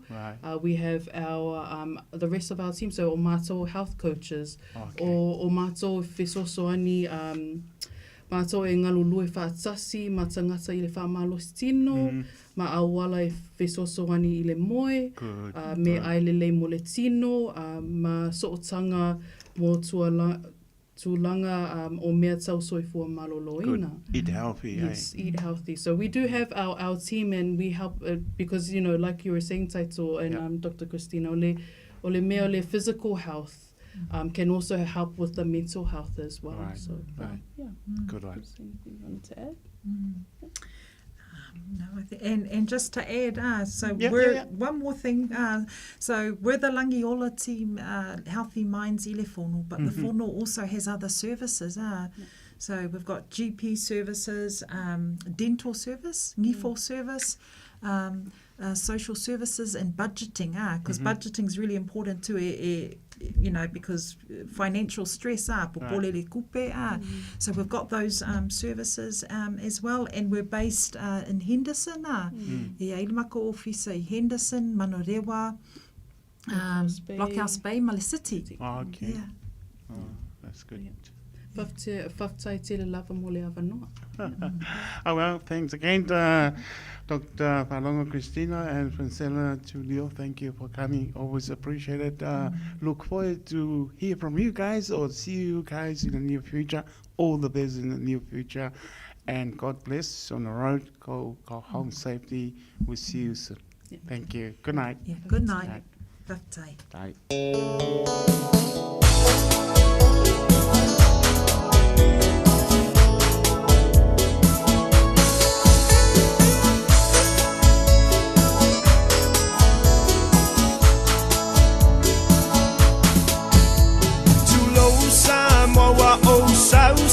Tatala tala le leona motu o le pawa e mala malama pongai olo uingo a fa apea lona mafua anga atonu e fai malu I o se tasi I le nei o langa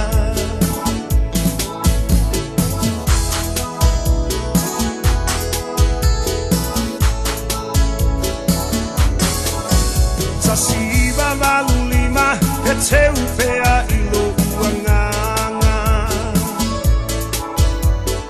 Amatanga o le pisi nisi mo se la asanga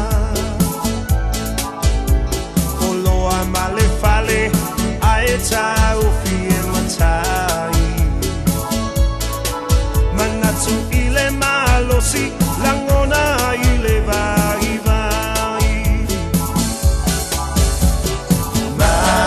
Maitina ole olanga Samoa utele fatufua o setala Bolonga e tau mawhaie atina Nau ia maua selunga nai Atali I le anga leanga Lea I se ono sai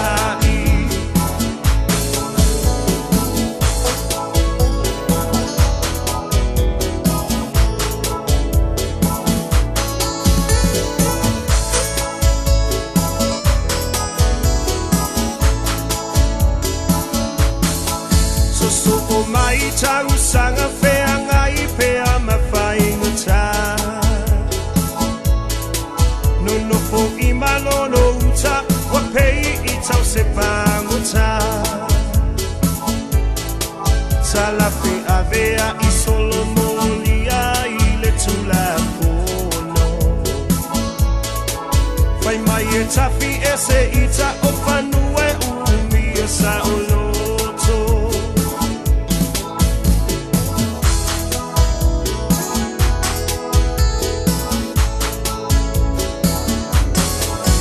Pena paana tinati inga uta ole puiai E langona ole fefe a o Yesu na ia tai tai Tasiva maluiva mapui maota o tau pau Ai amata le tanu finau ina ia mautu Maitina ole olanga Samoa utele fatufua o setala Bolonga e tau mawhaie atina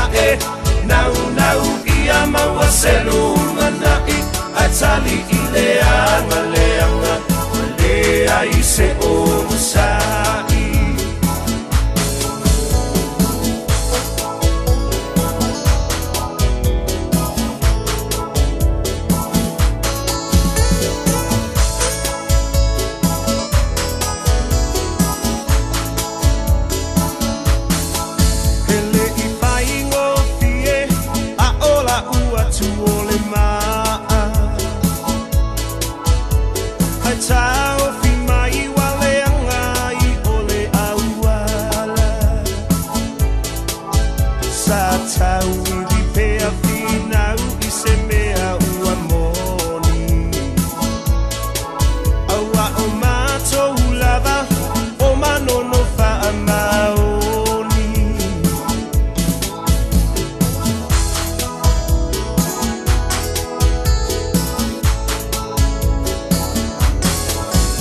e mawhaielo i mata na au mai ale oli oli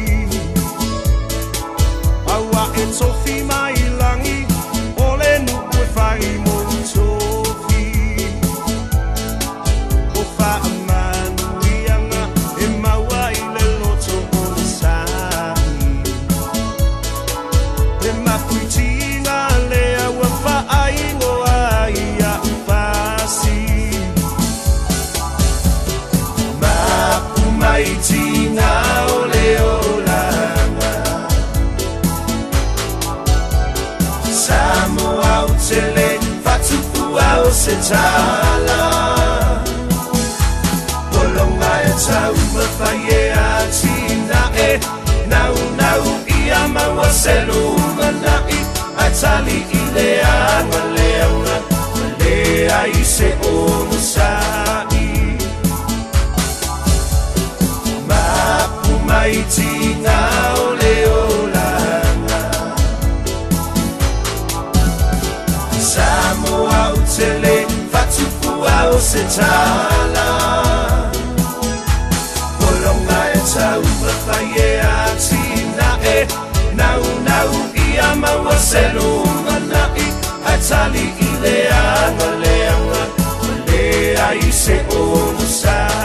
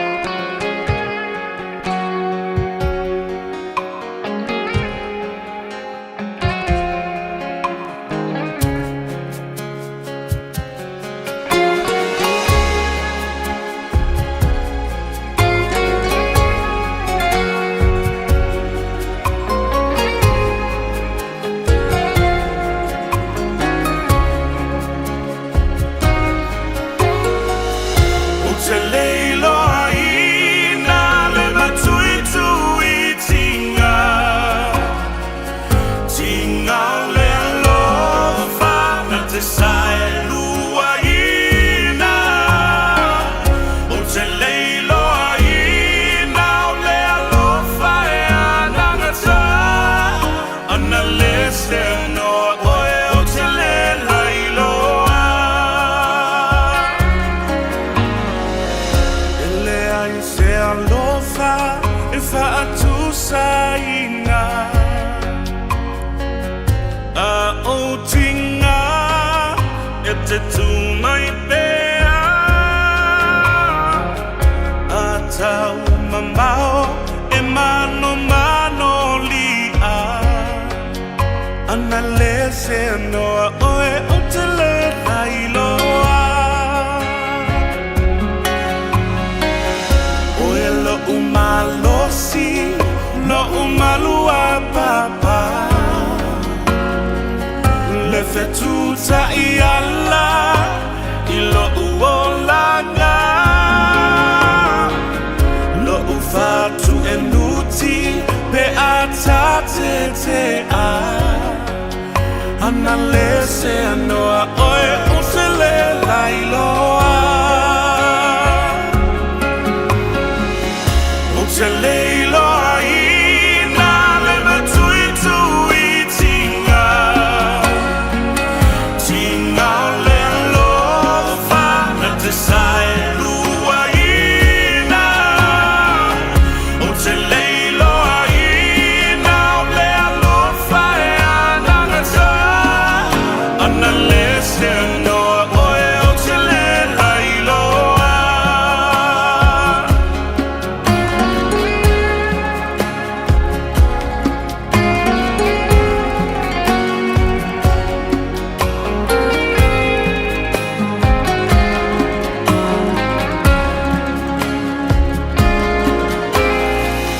Afa pe fea ona toe fa mai le rai Wana o a upu o te to manga ia a o pai mai a sei maluai a tate te a ua o lailoa le ali e ave se ni te leiloa ina le matui tui tinga tinga o le alofa na te sai lua ina o te leiloa ina le alofa e anangata ana lese anoa oe o te le lailoa tulo loto au lo fina ngalo te leiloa ina le matui tui tinga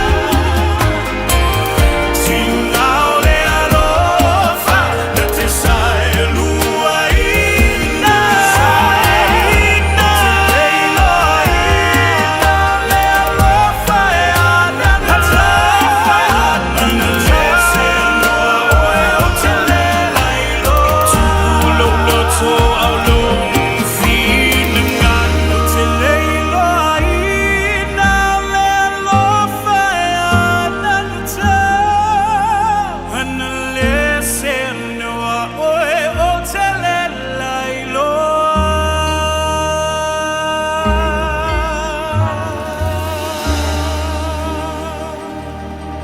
Se pang mani al punya na ba le se no oe yo e o te le mapatia ma tango fie I lo wa Tulai marita so tai mi fami nu te ona tana ona tulai iva te tono lo maru di lau ta po inga sa moi mo to malawa pe labo ma puta mai ai to pata lo fa tu to tu ale radio sa mo su lima iva toru a mo ta lo fa lava o to no maru le to no fa te che le lava ta o yo ma to loto mai mo mai ya mi sol fa pong mai e le taliaina po tau tua ne radio Samoa so lima I vatoru a mo e au le ngata ia tunu mau au ke rani manu tu tua au mori atu pa malo man pa apetai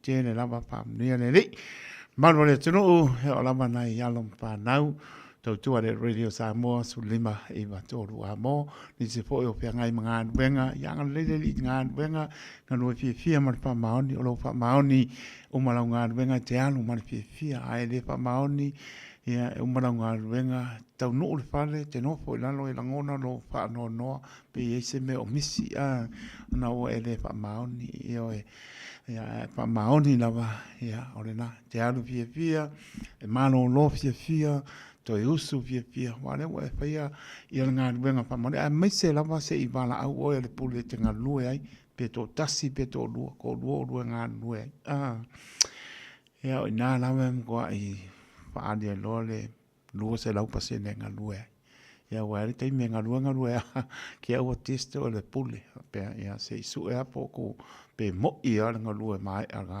la wa nga ia ko lu ia pe pa maun ia ke ia le walua ke fa ko pule ia nga luela o lua mano lo marka ko pinga venga nga ngi fa o ka ko nga venga ia o lu ia pai lo lunga venga a o lu fa ma ngi ma ki na ma tu le upo le ku sala so tasima ma so ya fe na so ya o aso ya fe tu samla so tas le lo o lu nga no luelo e nga ka se fulu apa sura pe ke rumanga pale ono le taya apa sura pe melo manga pa do e pe kam singi ya pa singa maro sole ke ia ko mo le pule ale ese nga polo le manga e ko saule le pule ati ya e mai le ku ua ya la urnganu ai me o ya e ko mo le pule ka silva beo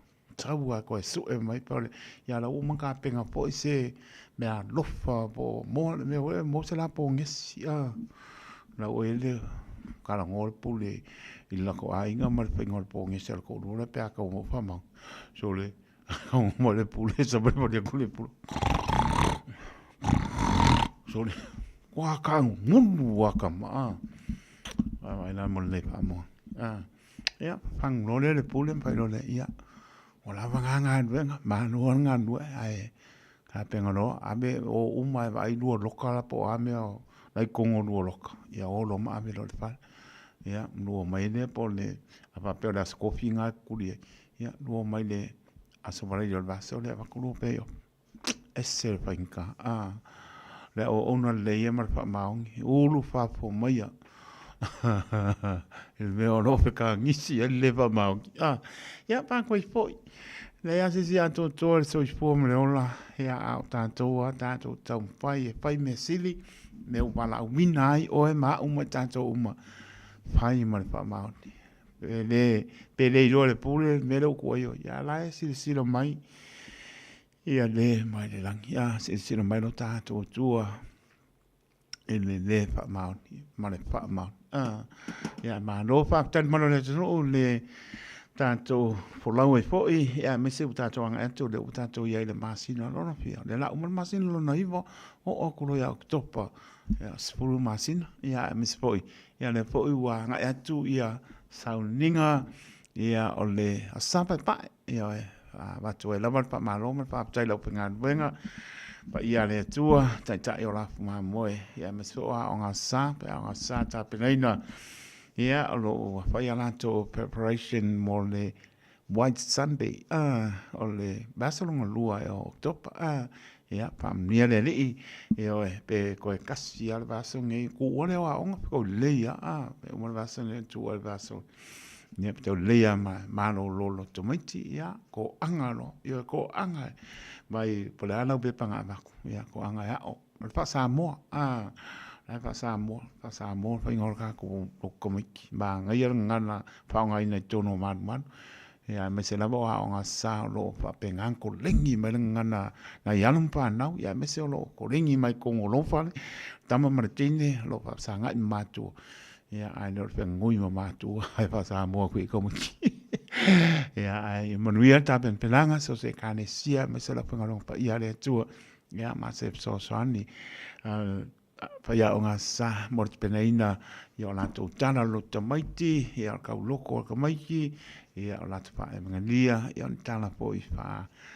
tu spa ia la pa pe ngai e foi ia nai te maiti o to foi la ta ia le aso pe au dia tu danga leo le ri fa mia le tua 2 minute le o te le tu la iva tau tua le radio Samoa so lima iva toru amo mai nai tato pese ia ona tala tu le tato la inga pai tato la pa o le a foi o le fa tau in pe un tal no e por clame il pone ia pe un fantasi mai ia le Dr. Wharonga Christina ma Princella Tulio ia manaia tata no po ia o mai ni po ia ma tulanga po le tato ma fatia ma po tato no po pole lava ma fatia tato wo o to se tulanga mo outside ma po tu lo le ngana pa ngai ia ai tato te pa mo lava ile tu wa tu pesili la ngona sola po i manatu tu pesili po le a se vai po ne tu lang ia na lo fa fia po i lava na tsila fia o ke alu la u ingi skulang ve fa ma pa po i ma pa ne tonu e la ma pa le o ta we stanga to pa le tonu ma pa le ai wa po over po le me o ma po fa yo le pa ta we ne ba so nei ya lo tala no po le ase po tai pe pa me no fa ni po le o le pule le ola tu lo le ngana o ma ko nga ma na tu ma po fa ile tu langa po ia le pule le ola ai o ma tu ma ana pa solo pa senge le ma e mai sa mo pule le ola so le ma ka ki ya pa ku langa me pa senge vo ia tu solo ma sa mo ia ai tato fia le li tato vo le li o aso uma tato te o ai le li tato soi fo mo la le ma fa se me au no man fantasi me le tu manu ia me tato vo le li lo lava ngang pa ia so san sile mo tato pa tontun po laulo to soi fo mo tato vola ta lo pa tia maria tu o ma ainga mai me pone sina leo lo pa te antu pa moe e pa paroti ma ainga ma no lama alo le mai pena po ia aso vale so se fina tu te ya ma no lama pa tai lo pa tu kisa so fai ma lai tu la lo papa ma no le mai pena po ia Leonardo ma po sua ma ainga pa tai na maria Nicola ulu ka no fai le un marco sa pa dinga di ngawi ngai darling hapa sini Australia lo pa tu Nicola ulu pa tu ma no pano aku san manu buka ko ole ese sama ni tau sa ki sa so le fai pa tai pena fo i ta ele tole pa li pele ma ainga ma sadia se lin si osi ma lola pa tai kana pai so uso ya dero ta mai ma pertua ma no foalo samaki alo patu uso ma lola ma no leva mai ea mai la to umala mo ma puta mai lunga le api po linga pe nisi o savale ma ainga i man ko sisi ea a lola ma le mai pe nisi o savale ma ainga lo patu pe na po ia pe nisi ta bili ma le no foalo pa tai ea ma nisi o misi ako ko so pa ea o pole lo pa te mo nisi wa pa ko lo so kupe o ke mole ya man vi al fa so con mano ta to no ma ena tanto pe senga ia tana tanto leina ia mo na ia fa anga tanto mano no ai to fa manatu lava la to lunga le ala o fa nga ina telefoni ta o le mo le pasia le traffic lights ia nga po i lo tanga ai fa ilo ia a so ina tu la fono mau ai ka ko se lengi ia mai se o ti merits pointing e o moral se lau ko fa manatu e o moral ia points pa tapulanga lusi lo la senge ia ke o mautinopo ko en fainga a palai ia special license pe u mamole ia se i moko lo senge ia e popole la o ila la pe ave ia to ai pe nga ku mamau to fa mole nei da va fa to lei anu lungo lenga o le solier kula pongo nei ase si lungo tu la fono manuia malo le tino tanto fo longa la nei anu pa na mi poi ia mano longa nei po to tonale fa mai le al covid luiba o loo maurunga lava ia new cases o loo paperan pa i loa mai i le aso ma le aso le oiki le valu se lau iwa se lau new cases ia mai se o loo mau e po ni se so i po e leo se mea tātou te ato tu wane pe popole atu watu ina ia no po uta i tātou e leo whaatonuina a longlongo po e li ina maro le atu no o mai le Radio Samoa o le na mo tātou umanama e le po whao ngā le mask po tali puni ponga tu lole ngana i le mea te anga i ai ma rosi pulu le o i ai ia le lama whai o lau tu pulu i le tu langa o lo ia ni mai ta le po wanga i mai po o le mkua manu lua o le wha aintete lama o tātou o le spring e tō tele lama nisi ua taia mata o toai ono le pata mana o tātou ia lofa le li ana pa mano longa ia tātou e meseo le manuia mai a te ia ma au pea mo le au o ia le tātou po longa ia tātou ia nei o langa le tu mau manuia le li maro le tātou tro mai le tātou pese le tana le tātou leina toro pitu tasi lima iwa toro numero ia ave ia lo anga mori po ia loi mata muli ai pale olo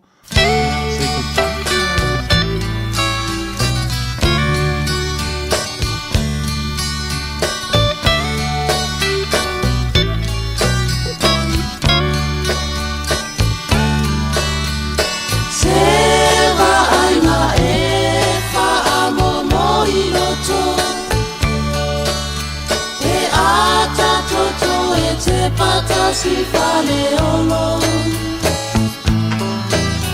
le taimi le a ole a fa ama vai ai ai ona o se tasi e malanga boni sila ainga o malingi noi mata a ole tina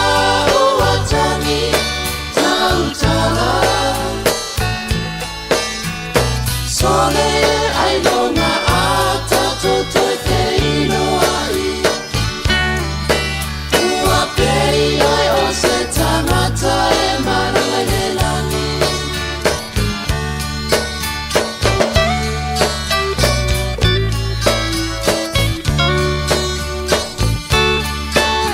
Le taimi lea ua siri o na whaingata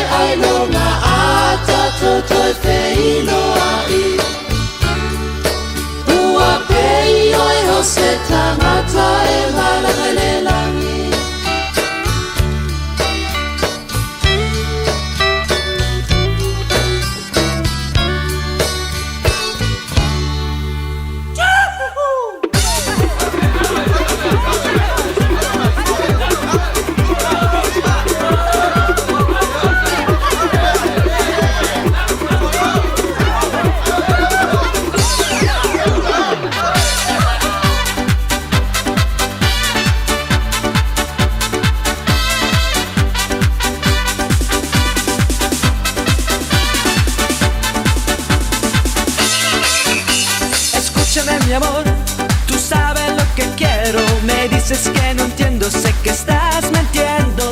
Te pido por favor, me tratas como un tonto. Decide de una vez, me estás volviendo loco. Que sí, que no, que nunca te decides. Yo sé que tú me quieres y no me lo dices. Que sí, que no, que nunca te decides. Tú sabes lo que quiero, ya no me lo dices. Que sí, que no, que nunca te decides. Tú sabes que lo quieres y no se lo dices. Que sí, que no, que nunca te decides. Tú sabes lo que quieres, ya no se lo dices.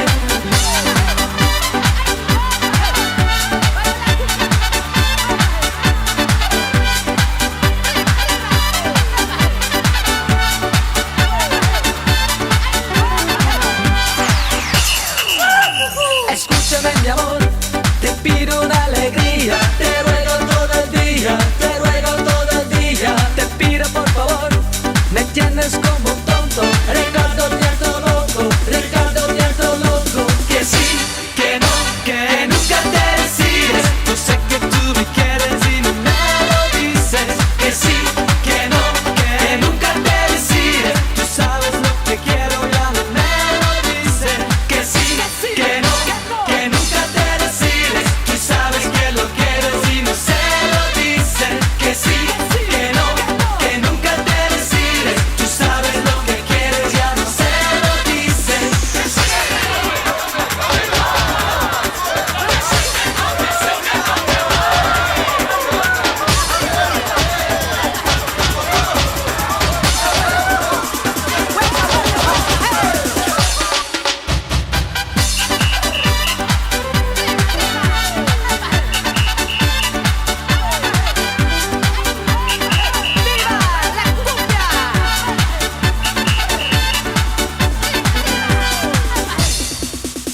Que sí, que no, que nunca te decides. Yo sé que tú me quieres y no me lo dices. Que sí, que no, que nunca te decides. Tú sabes lo que quiero, ya no me lo dices. Que sí, que no, que nunca te decides. Tú sabes que lo quieres y no se lo dices. Que sí, que no, que nunca te decides.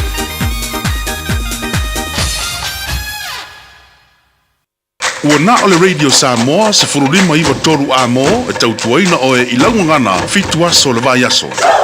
Talofalava, I'm Annie Pulitiwatua and you're with Radio Samoa 1593 AM. Tani tula mai sulima mara milu te wate ane tula iwa tautua le Radio Samoa sulima iwa toru a mo. Ya mara tu sāni po mano le tunu i mano longa na utana tu tato leina ya wapo elo anga mo por mano le tunu tolu petu tasi lima iwa toru numero ya tato mano lo ai pa tai penise o samane ya tai mo panga ya me se fo e kisa sol pai ma lai tola la papa atarba fo e su e mosi bil fiti mo fatu ya Maria man no poalo pa tai tele lava siro nai mo me o lua tai mo panga anoa tana tato leina tolu pitu tasi lima iwa toru numero ya latu lava lo anga muli ato de Radio Samoa ia tunu e mamao manu le tunu ya o pe lava maputa mai tunu e mamao alofa atu mo to tanto vana bana ye no fanga ya tanto pe no I pe tan sanga ile alofa malanga le lo tanto matai ya alofa atu le pengal bang to pe le tu so staff park lope ya misfol ne tunu tau swina le bai o so fua wan ya nganga mo ya malon mano lopa tene atu ni ala to ngan venga pola ya walaba tana le su kiriso lopa tele atu I to asinsina e matua I tamam tina ya manol folau le fengo fie ya meso le manu lu le la mo tau fa u pe la mano pa atu manatua pe o toristano ai manol pane le fengo fie pe ngai manu lu ya le labo wanga I mai por fa unga ia bi ia le ri lofa tenatu ia le malo le tunu na yo tamana yo tina o sum to fa pin la mana I pana uiti a lofa tenatu to moto wo mai masani na yo ainga me se o tunu mau ya manu tu sa le ni so tato mia lofa tenatu ila to fa to lia I ngase o le tino I mauta malawa ia ngata lea o mauta ngase ia lo papenan patau tolia ane malo le tunu ia tale tonu pe lava tātou te anga ia wasila fia ele li te aungangi atu te mala au atu ia wasila fia ele atua mea o malava lo patene atu ele whionga te akono ia marat kai waiva ia te tonu leman pe ngai ngase o tino ai pa aptai i lo pa atu toa ia mai se lo pa atu tua te mano loi lo pa atu Rot kain waiva ia per pa mano longa le li taimi tu lai mai ia tato ngā lua le ka le sio tato ngā lua lo patu mo lua tu e mene ali manu foano ia pe po ia tina matu ia la u to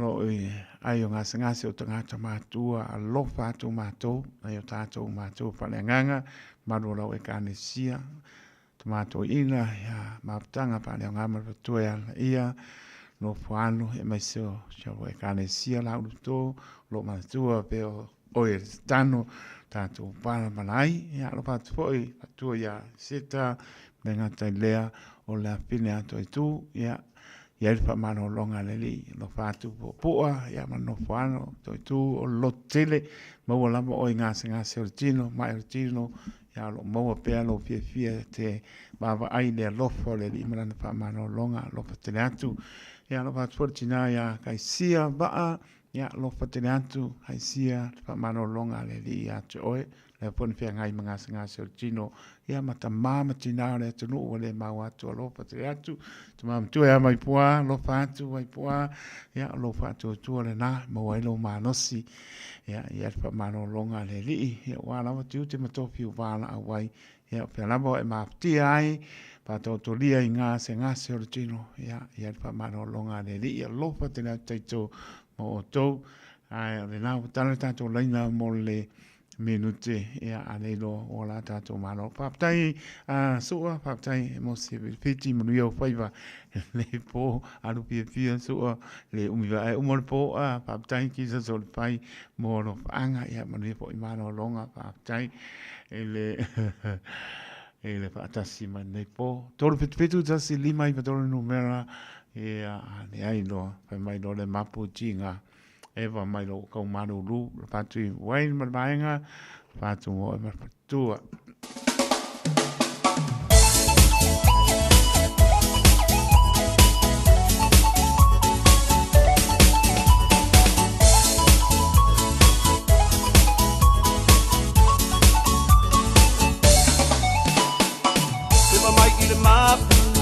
le mapu tinga pa pia inai o ia na musika mali musika ileva pa te ai lo vai mai au maluena pai ai au pika nei so wita esa wia mo pia va ai atu wa sila eva mai la ia le alfa i mai otara when see you malage chick helena wa okay eva mai la ia pule lava o i lau fika a vea lava o le musika le mapu ai o tina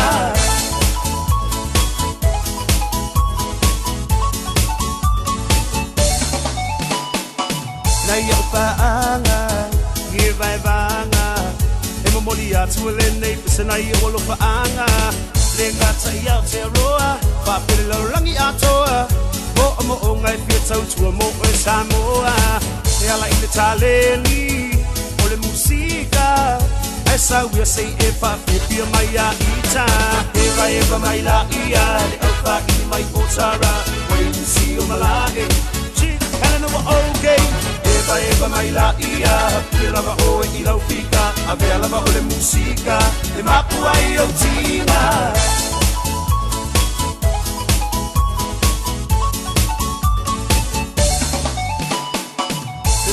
le mapu tinga pa pia inai o ia na musika mali musika ileva pa te ai lo vai mai au maluena pai ai au pika nei so wita esa wia wo pia va ai atu wa sila eva mai la ia le alfa i mai otara when you see you malage chick helena wa okay eva mai la ia pule lava o e lau fika ave lava o le musika e mapu ai o tina se fai mai o le nei party e pa o le nei party ai asu foi o le musika e pista le na party paski mai lo i le mapu oka oka e ua afu so mai lo ma le mix low so singa o lo wafu se fai mai o le nei party e pa o le nei party ai asu foi o le musika e pista le na party paski mai lo i le mapu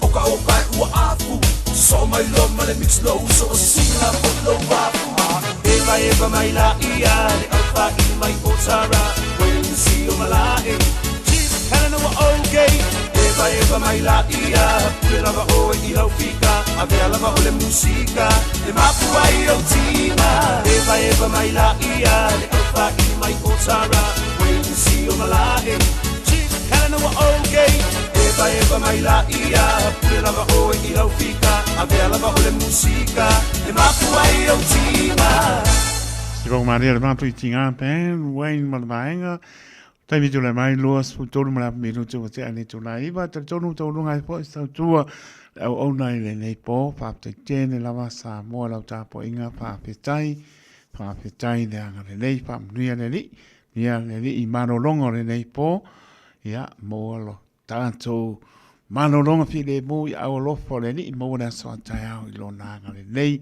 Lea spai vai ansa ma mausa mora tunu pene upo e pare ngata i pare poto tau tai sera natu yama ia pa moe lo nga ke siana o te mangalo ai ai manuia lava mano longa le nei po alofa te leatu tai jo te loto le au na saipua ia manuia